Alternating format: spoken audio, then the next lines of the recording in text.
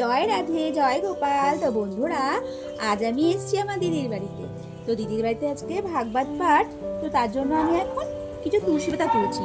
তো আমরা দেখাবো আপনাদেরকে ভাগবত পাঠের সমস্ত কিছু আমরা কি কি করলাম, ঠিক আছে?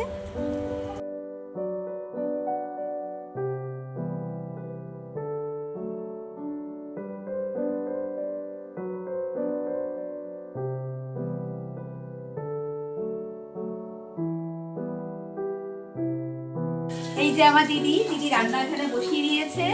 তো এরপর দিদি তুমি দেখা। রাধে রাধে, হরে কৃষ্ণ।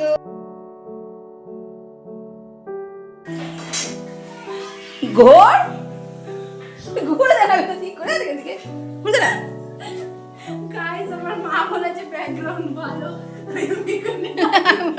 মেয়ে দেখুন কি করছে।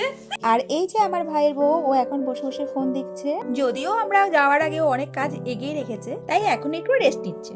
আর এখন দিদি বললো তুই চালে ডালে সব এক করে মিশিয়ে নে, দিয়ে তারপর ধুয়ে পরিষ্কার করে আমাকে একটু এগিয়ে দে। তো আমি এখন সেটাই করছি। আর এদিকে দিদি আলু ভাজা করে নিয়েছে, তো আলুর দমও হয়ে গেছে। আর এখন ভাই এসে ভাই খিচুড়ি বসিয়ে দিয়েছে, ভাই খিচুড়ি রান্না করছে। হ্যালো করে দাও। হাই, রাধে রাধে। আর এদিকে আমি বড় কড়াই থেকে সমস্ত আলুগুলোকে আমি ছোট ছোট পাত্রে সব ভাগ করে নিচ্ছি। এদিকে পাটের প্রায় সময় হয়ে এসছে, বিকেল গড়িয়ে সন্ধ্যের দিকে। তো আমি এদিকে ফলগুলো সব বানিয়ে নিচ্ছি। আর ওদিকে দেখুন আমার ভাই আর মেয়ে মিলে কি করছে, মামা ভাগ্নি। তো কখনই তুলিয়া ফোন। সত্যি এটা কি আমার চাঁদ বদন? কেমন ফোন? আর এদিকে দিদি সমস্ত ঠাকুরের ওই জায়গাটা গোছগাছ করছে। আর এখন এক এক করে লোকজন আসা শুরু হয়েছে।